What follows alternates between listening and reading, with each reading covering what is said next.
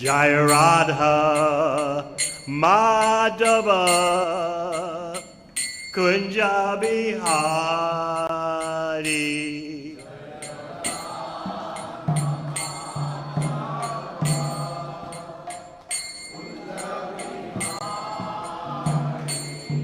Jaya Radha Madhava Kunja Bihari.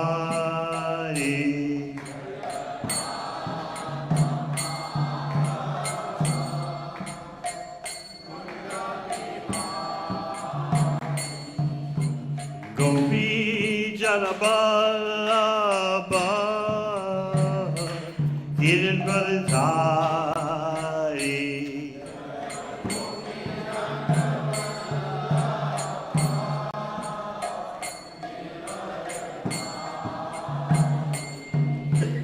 Gopi Janaballabha Giridvaradhari.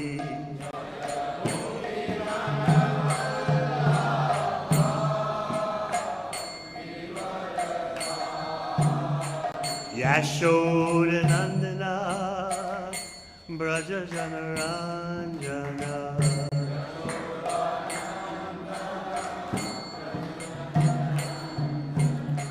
Yamuna Tira Vanachari.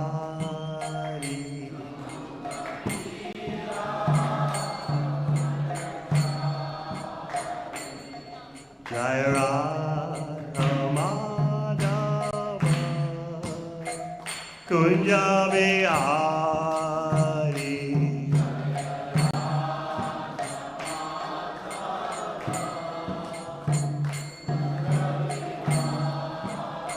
Jai Gopi Janaballabha Giridvaradhari.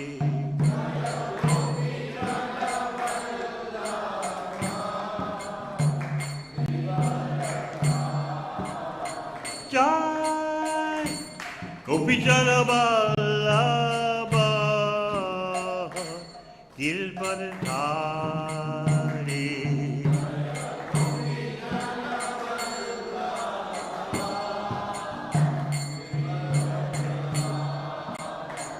Yashoda Nandana Braja Janaranjana.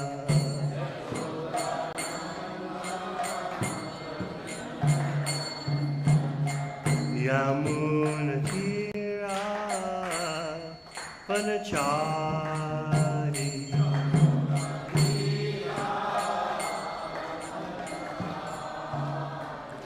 Jaya Radha Madhava Kunja Bihari.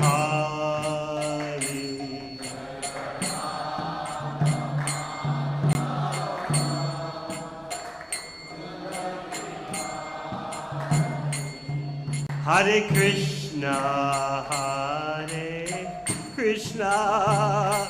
Krishna Krishna Hare Hare Hare Rama Rama Rama Hare Hare.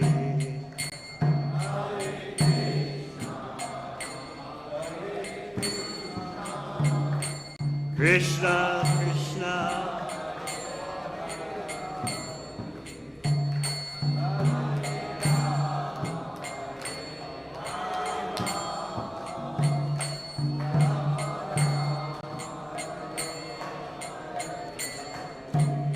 Hare Krishna Krishna Krishna Hare Hare Hare Rama Rama Rama Hare Hare.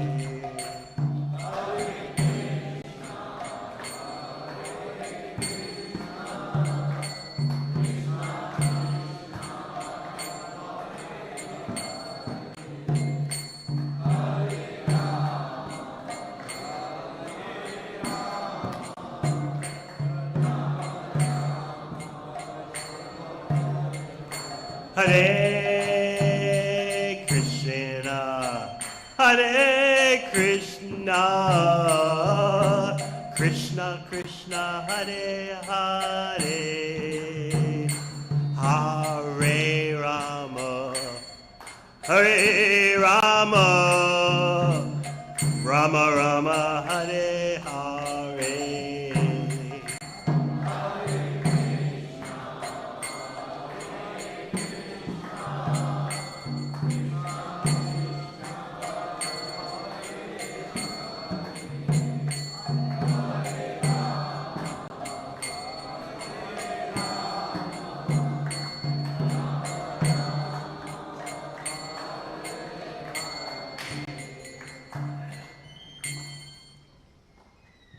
Go Premanandi.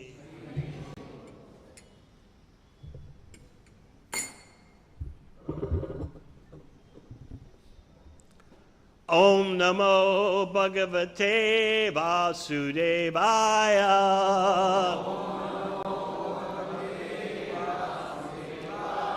Om Namo Bhagavate Vasudevaya.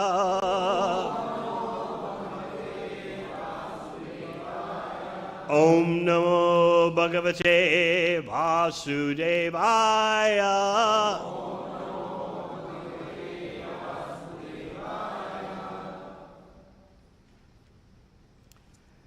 Srimad Bhagavatam, Canto 10, Krishna chastises the serpent Galia, text 7. Sarpa Raja Purusha Sarnipata Vega. Not on the board? Something else?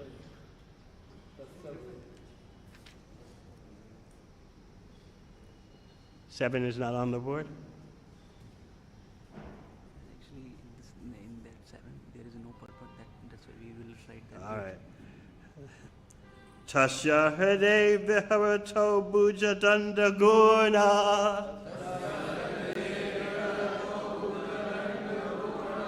Vago Shamanga Vadavadana Vikramasya.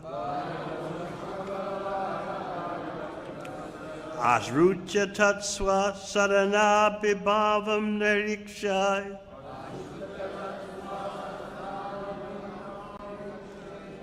Chakshu Shravas Samasaratad Amrishyamana.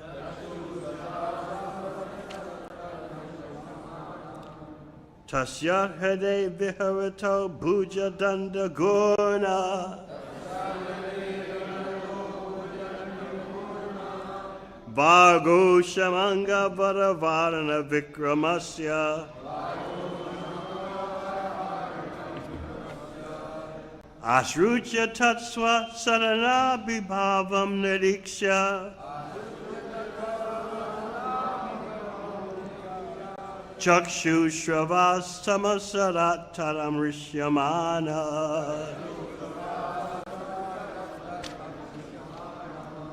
Tasya Hade Viharato Bhuja Danda Guna. Vago Shamanga Vadavadana Vikramasya. Asrutya Tatswa Sadana Bibhavam Nariksha. Chakshu Shravas Samasarat Tad Amrishyamana.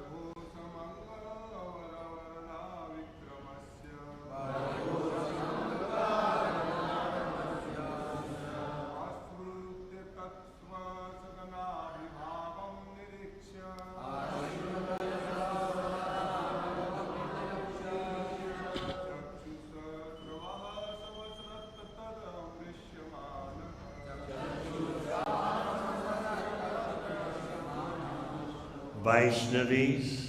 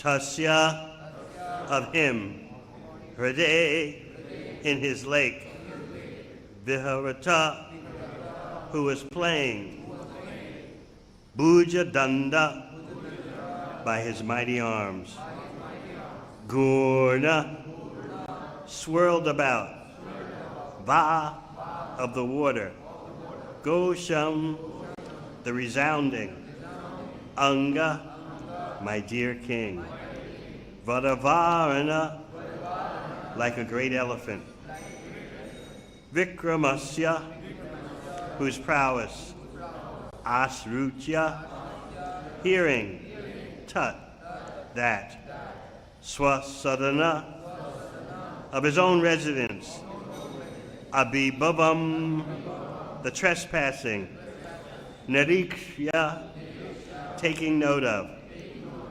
Chakshu Shrava, Kaliya, Samasarat, came forward, Tat, that, Amrishyamana, being unable to tolerate. Translation of text 7. When the Supreme Personality of Godhead landed in the Serpent's Lake, the snakes there became extremely agitated and began breathing heavily, further polluting it with volumes of poison.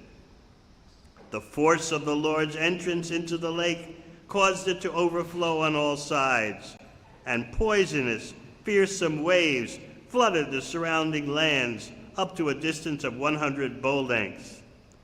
This is not at all amazing, however, for the Supreme Lord possesses infinite strength. Text 8. Krishna began sporting in Kaliya's lake like a lordly elephant, swirling his mighty arms and making the water resound in various ways. When Kaliya heard these sounds, he understood that someone was trespassing in his lake. The serpent could not tolerate this and immediately came forward. Purport. According to the Acharyas, Lord Krishna was producing wonderful musical sounds within the water simply by splashing his hands and arms. Om Gana Timirandasya Gyananjana Shalakaya Chakshur Militang Yena Tasmai Shri Gurave Namaha. Jai Sri Krishna Chaitanya Prabhu Nityananda Shri Advaita Gadadhar Sivasadi Gaur Bhakta Vrinda. Hare Krishna, Krishna Krishna, Hare Hare, Hare Rama, Rama Rama, Hare Hare. We are in the middle of the beginning of the chastisement of Kaliya. Shukadeva Goswami wanted to make a short presentation of this Leela. the acharyas reveal in their commentaries. Because actually, from an external point of view, it's a painful Leela. The cowherd boys collapsing on the bank of the Yamuna, seeing Krishna caught in the grip of Kaliya's coils, and the Brijbasis rushing out of their village, following Krishna's footprints. Because everyone in Braj respects Krishna's footprints. No animals walk on them, no human beings erase them. So when all kinds of inauspicious omens manifested in Braj, the ground is trembling, there are disturbances in the sky. Immediately everyone thought, where is Krishna? Is Krishna safe? That is the nature of Vrindavan. Everyone is simply thinking 100% of Krishna's comfort. They're not thinking how to save our own skin.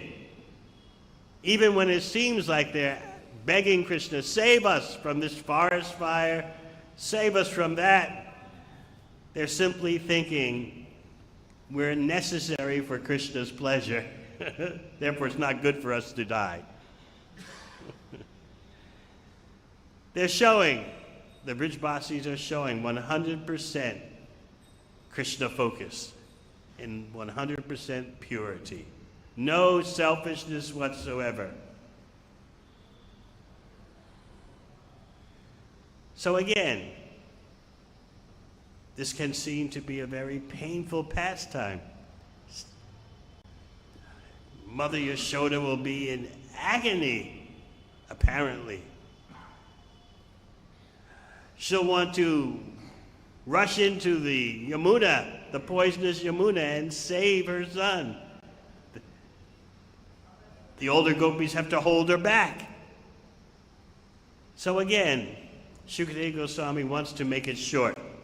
So therefore, in the beginning, in response to Pritchard's query, Shukadeva Goswami gives a brief capsule answer. So Pritchard asks, "O learned sage, please explain how the Supreme Personality of Godhead chastised the serpent Kaliya within the unfathomable waters of the Yamuna, and how it was that Kaliya had been living there for so many ages."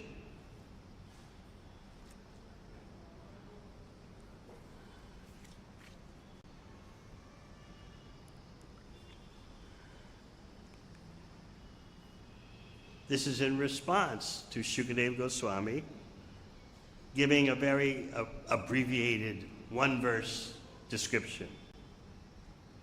Shukadeva Goswami said, Lord Sri Krishna, the Supreme Personality of Godhead, seeing that the Yamuna River had been contaminated by the black snake Kaliya, desired to purify the river, and thus the Lord banished him from it. Finished there? No. Pritchett wants to know more. So therefore, he's inquiring, please explain how this happened. And then to encourage Shukadeva Goswami, because that's the nature of the Bhagavatam dialogues. The hearer, the recipient, is always encouraging the speaker. Tell me more, I haven't heard enough. So Pritchett's doing that. O Brahmana, the unlimited Supreme Personality of Godhead, freely acts according to his own desires. Who could be satiated when hearing the nectar of the magnanimous pastimes he performed as a cowherd boy in Vrindavan?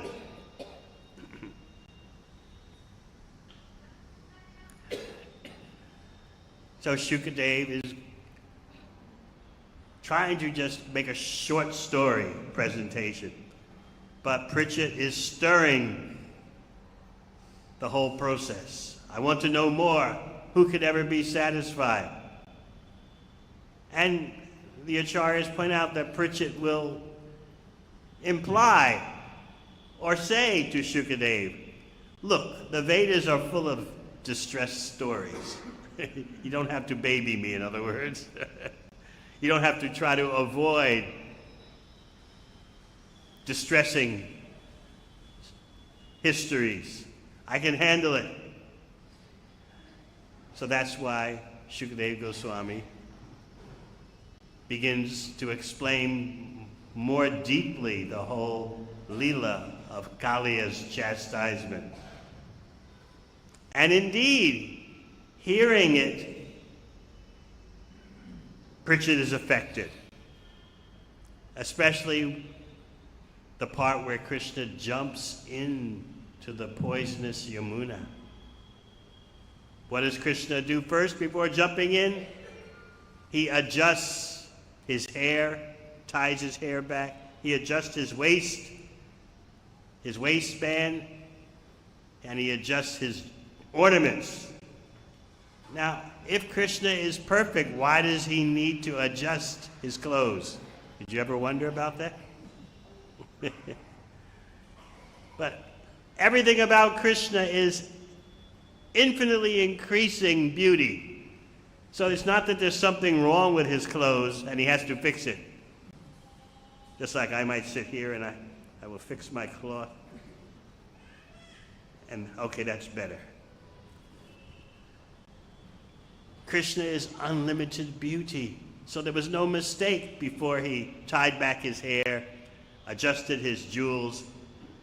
Everything is just infinitely increasing beauty without limit. What do you think about that? Krishna is Sadaishvarya Purna, infinitely full of all six opulences: wealth, strength, fame, knowledge, renunciation, beauty, unlimitedly deep.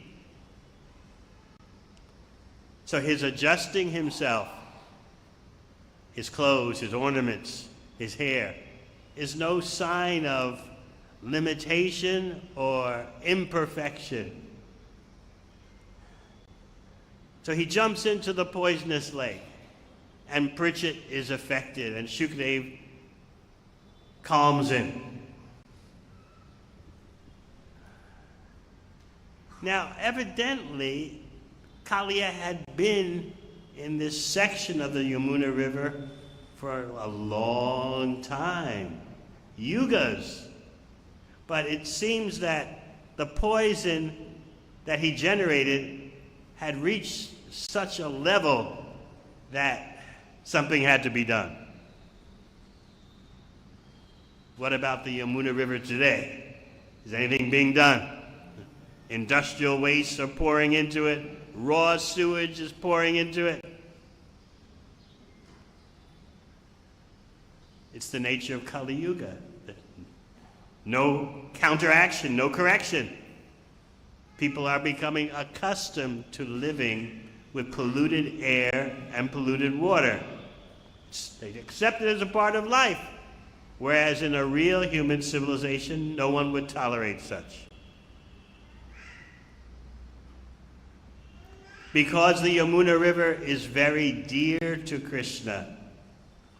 The Yamuna River is described as Krishna's friend. Krishna wanted to do something about the pollution, the environmental degradation, which was affecting his people, the Brijbasis, and their cows. So, acting for the benefit of the whole universe, Krishna wanted to clean up this tirtha, this holy place. Because also people were drinking from the Yamuna. So this is Krishna as Bhakta Vatsal, always giving his devotees affection, caring for them. Krishna is the ultimate devotee care department. And in this pastime of chastising Kaliya, you can see that. Why should the Yamuna River be polluted? Now, was it the whole Yamuna River that was being polluted? No. Otherwise, Mathura Dham would have been affected. It was like a side river, an extension, or a pool that was off the main river. Still Yamuna water, but not the main river. And there Kalia was hanging out. He had his kingdom. Some say his kingdom was underground. Others say his kingdom was under the water because he knew the art of Jalastamba, how to make solid buildings out of water. Anyone here know that? You know that art? Mystic power.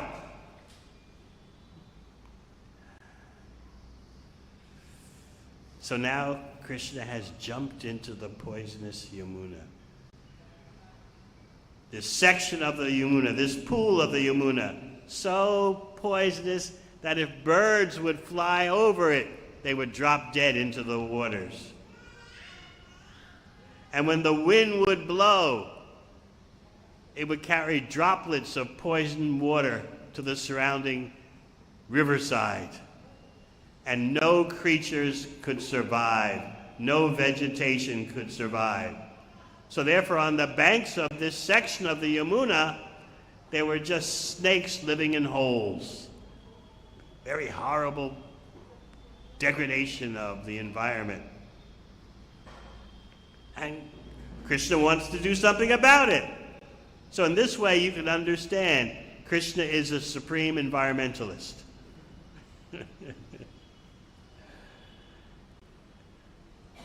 We were speaking yesterday, or the day before, in Vrindavan at the Krishna Balaram Mandir, about how Shishupal was known as being especially cruel. Not simply because he was blaspheming Krishna as a child. Even before Shishupal could speak properly, he was verbally offending Krishna. But later, Shishupal ordered something very horrible, to happen, which would be considered no big deal these days. He was friends with Jarasandha, and you know that Jarasandha had 18 attempts to battle Krishna. And so Jiva Goswami explains that during one of the attempts of Jarasandha, Krishna and his army had taken refuge in Gomanta Mountain. This is described in Harivamsha. And so Shishupal and Jarasandha were wondering what to do. Krishna is on the mountain with his armies. Shishupal had a very cruel idea, which we might think nothing of today. He said, we'll set the mountain on fire. We'll set the whole mountain on fire, and Krishna will have to run out of the mountain, come down in order to escape. So according to modern warfare, contemporary warfare, there's no problem. When nations fight these days, they cause so much environmental havoc. Their weapons poison the land, poison the water, poison the air, radioactivity, chemical warfare. Of course, I was explaining in Vrindavan, warfare these days means first attack the women and children. This is considered totally uncivilized from the Vedic point of view.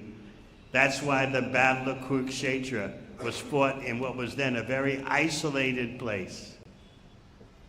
No women and children were affected, except if their husbands were warriors, the women might become widows. But no warrior would ever attack a woman or children, except Ashvatthama. Now that's considered normal. Let everyone suffer. It's a war.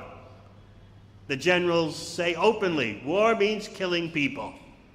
Whoever kills the most people wins the war. let the environment be destroyed by biological weapons, nuclear weapons, chemical weapons. Let the land be polluted for hundreds of years, the air, the water. We don't care. We want victory. So it's amazing that Shishupal was considered extremely cruel because he gave that instruction to Jarasandha, let's set the whole mountain on fire. So you might think, what's the big deal, setting a mountain on fire? But there were many sadhus, many sages living on the mountain.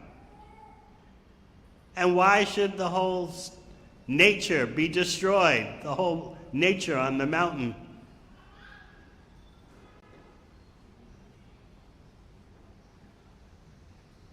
Therefore, this is considered extremely cruel, such an order.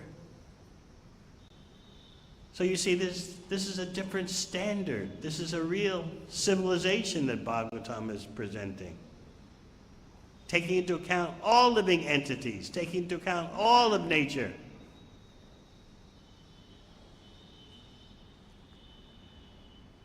So Krishna, as the supreme environmentalist, is taking action to clean up the Tirtha, the holy river of Yamuna. And Parikshit Maharaj is affected, even though he asked for it. Shukadev, tell me the whole story. And Shukadev complied. But then Parikshit was, when he heard the part about Krishna jumping into the poisonous river, Parikshit was affected. So Shukadev calls out to him with affection to relieve him, to help relieve Parikshit Maharaj of his distress in hearing that Krishna has entered the poisonous waters of the Yamuna. Not only has he entered, but he's jumped in. So you might think, what is Krishna doing? Is he looking for trouble? Does he want to give distress to his beloved Brijbasis? What is he doing? Whatever Krishna does, he's enjoying. And he's doing it for the devotees, because he cares for the devotees. So he's in the river, this section of the river, and he's swimming vigorously.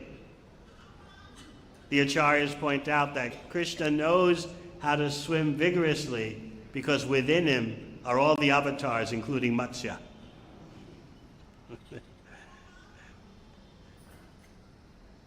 Krishna is Swayam Bhagavan, the complete personality of Godhead. That means he contains all avatars, all expansions.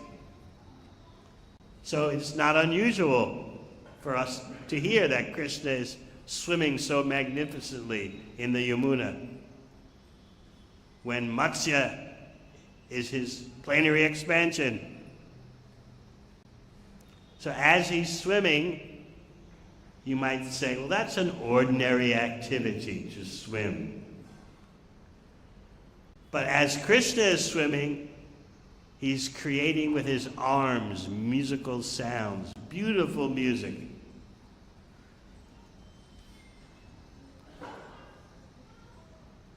Kaliya is not so impressed by the beautiful music that Krishna is creating by swimming with his arms. Kaliya is taking this as a disturbance. Who is invading my territory? Now remember, when Krishna jumps into the Yamuna, what happens? Although Krishna is a young boy, when he jumps into the Yamuna, because Krishna is immeasurable, his impact makes the waves of the Yamuna overflow the shoreline. This shows you Krishna is no ordinary person. So many times you can see people jumping into a river. There may be a little splash, that's it. But when Krishna jumps into the river, waves of the river rush to the shoreline. Some or other, the cowherd boys on the shore were not affected. So you have to appreciate, you have to remember how poisonous was the Yamuna. And there, entering within it, is the Supreme Personality of Godhead, Krishna.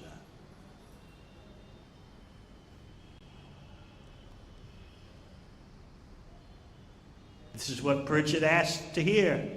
He said, I'm never satiated. I'm never satisfied by hearing Krishna, by hearing of Krishna's pastimes. I'm satisfied, but then I want more.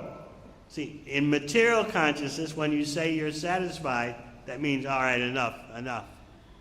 But the nature of spiritual satisfaction is that you're satisfied, but you still want more.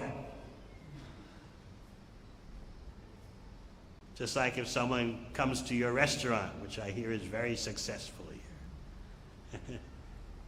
They can only eat so much. And then they, even though it's good, they say, all right, I've had enough. Or maybe they don't have any more money.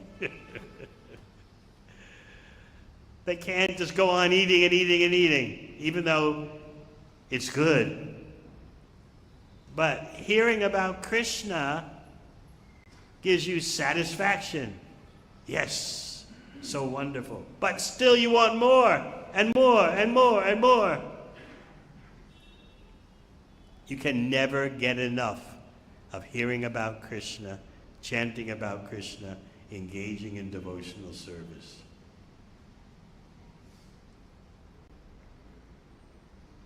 11th canto of Bhagavatam says, Tushti Pushti Shud Apaya. By hearing about Krishna, it's almost like the satisfaction you get from eating. By eating, you get nourishment, tushti. You get satisfaction, tushti. And then pushti, you get nourishment. And shuddhapaya, you get relief from hunger pangs. So you know what it's like when you're hungry. You take some prasad and you're satisfied and your body is nourished, strengthened, and no more hunger attacks. Similarly, the Bhagavatam explains, by engaging in devotional service, you're satisfied, you're nourished by direct experience of Krishna. Even the neophyte devotee has some direct experience of Krishna. And your material desires diminish. So the Bhagavatam compares bhakti pareshanubho viraktir anyatra cha. It compares bhakti, devotional service, to eating. But the comparison, the analogy breaks down at one point. Because, yes, you start eating when you're hungry, and you feel satisfaction, you feel nourishment, you feel relief from hunger pangs, but gradually you lose your interest in eating anymore. The body has its limits. But when it comes to hearing about Krishna, engaging in devotional service, a real devotee never loses interest. In fact, the interest increases and increases and increases. Reminds me of a pastime of Srila Prabhupada. He was visiting the Atlanta temple in early 1975. And so the devotees put on a drama for him. Do you do that here sometimes? You have dramas? Or not? Or only His Holiness Bhakti Marg Swami does it? Last time I was here, last year, there was a drama put on by His Holiness Bhakti Marg Swami. So the devotees in Atlanta were making a little drama for Prabhupada in the temple room. They were dramatizing the incident of the Chand Kazi. The part from Chaitanya Charitamrita where the official Hindus, the caste Hindus, were going to the Muslim Qazi to complain about Harinam Sankirtan. You know that section? You've heard it before. Maybe you have not read Chaitanya Charitamrita. How many of you have read Chaitanya Charitamrita? Raise your hand. Oh, very good. So in this drama, it was the part where the caste brahmanas, who knew nothing about bhakti, they only knew about Vedic rituals, they were complaining to the Qazi, this Nimai Pandit is ruining the Hindu religion, whatever that is. He's ruining the Hindu religion by getting people to chant publicly the name of Vishnu, which should be kept secret and only recited by the caste brahmanas who have taken birth in brahmana families. We want you to take action against this Nimai Pandit. They're trying to inspire the Muslim administrator to ban Harinam Sankirtan and do something to stop Nimai Pandit and his followers from having Harinam Sankirtan parading in the streets. This is too much. It's a violation of the Hindu Dharma to publicly chant the name of Vishnu. So the actors, Prabhupada was watching. He's seated on the Vyasasana. He's watching. And then the actors got to the place in Chaitanya Charitamrita where the caste brahmanas who are complaining about Nimai Pandit, they give a purport, they give a commentary. They say, if the holy name of Krishna is publicly recited, its potency will be reduced. And suddenly Prabhupada leans into the microphone and says, potency has already increased. Because they said Krishna. So this is why Parikshit Maharaj is saying to Shukadeva Goswami, there's no satiation.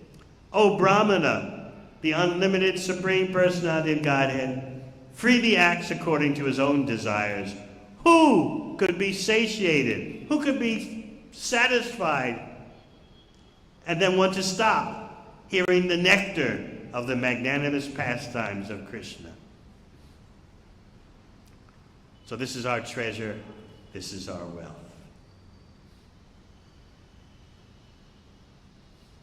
Any questions?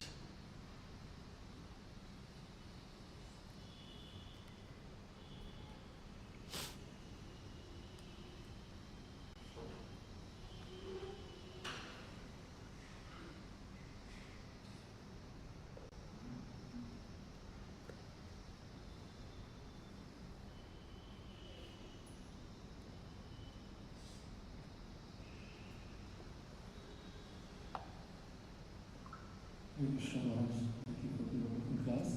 So Maharaj, you mentioned a point that in Braj everyone is 100% thinking of Krishna all the time. But thinking of his comfort. Yeah, thinking of his comfort and his pleasure. But for a nearby devotee like me, we are involved in so many responsibilities. We have our sadhana time, but at the same time, we are doing so much other activities which are required for us to maintain our family and other things. In those times, it is very difficult to absorb ourselves into Krishna's thoughts or convince ourselves that whatever we are doing is actually for the pleasure of Krishna. And sometimes we get carried away also. So when we are doing a direct sadhana, it is very clear that at least we can try to think that it is for Krishna's pleasure, but when we are doing everything else, sometimes it becomes very difficult to connect it back to this point that everything we are doing for Krishna, and sometimes we get carried away. So can you please guide us on that? We get carried away As I was explaining yesterday at a home program at the house of Rup Madhurya and Prema Madhurya, it's like driving a car where there is lane driving. Lane driving doesn't go on everywhere. But where there is lane driving and people stick to their lane, sometimes you may go a little too much to the right, too much to the left, so you have to keep your hands on the steering wheel and go straight. So similarly, in our affairs in this world, sometimes, especially you can see in family life, you can get too much involved in maintenance, or you can go the other way and be artificially renounced and neglect your household responsibilities. So therefore you have to stay on track. Sometimes you have to make an adjustment. Oh, I went too far this way or too far that way. That's why inspiring association is very important. In good association, this situation becomes clear. You become like whom you associate with. If you associate with serious devotees, you'll be enthusiastic to be a serious devotee. Just remember some of the songs of Bhaktivinoda Thakur. In one song he says, Krishna, I will be like a dog outside the door of the house guarding your family. Your family means Bhaktivinoda Thakur considers his family to be Krishna's family. I'll be like a guard dog protecting these devotees, your family.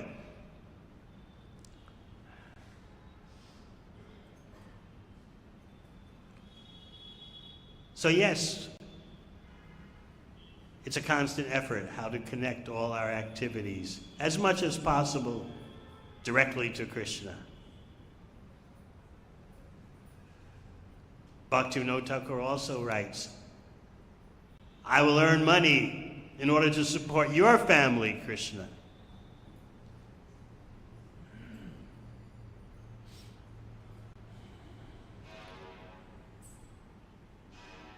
Every devotee has to see what his or her capacity is. How much you can do in family life without overdoing it. It's different for each devotee. Bhaktivinoda Thakur had how many children? 10 children. Anyone here can imitate? But he could handle it. Some devotees can handle dealing with millions and billions of dollars and not be affected.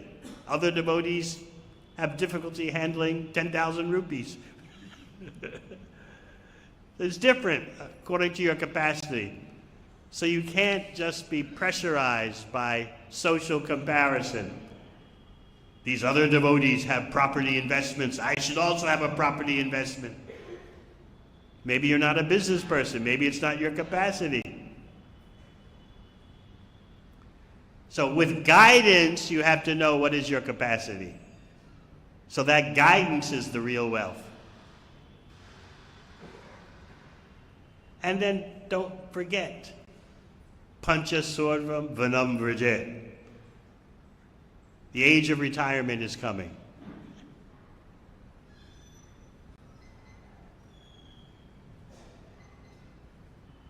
Vanaprastha takes some planning. You have to put aside some money, make sure all your household responsibilities are finished, whether you're doing it at 50 years old, 60 years old, 70 years old. There is a diminishment of these responsibilities if you're living according to the Vedic system. So it's not all your life you'll be struggling how to make money, how to pay the bills. Of course, in the Vedic times, the kings would maintain forests just for the vanaprasthas to go retire and live. But you won't find that in Delhi. But you have to start planning now for when you're at the last phase of your life and no longer is necessary. All the children have grown up. You've played with the grandchildren enough. You're winding up your affairs. That's what vanaprastha means. Just like when someone has been diagnosed with a terminal illness, the doctors gently tell you, I've got some news for you that I think you should start winding up your affairs. According to the Vedic system, that should happen when you're 50. But we don't live in the ideal Vedic system. We don't live in ideal Vedic times. Once devotees were walking with Prabhupada and they were saying, "So, Prabhupada, Pancha Sorvam Vanam Vrajit, when you're 50, you're supposed to retire. Does that mean that all your pressures, all your entanglements automatically stop at the age of 50?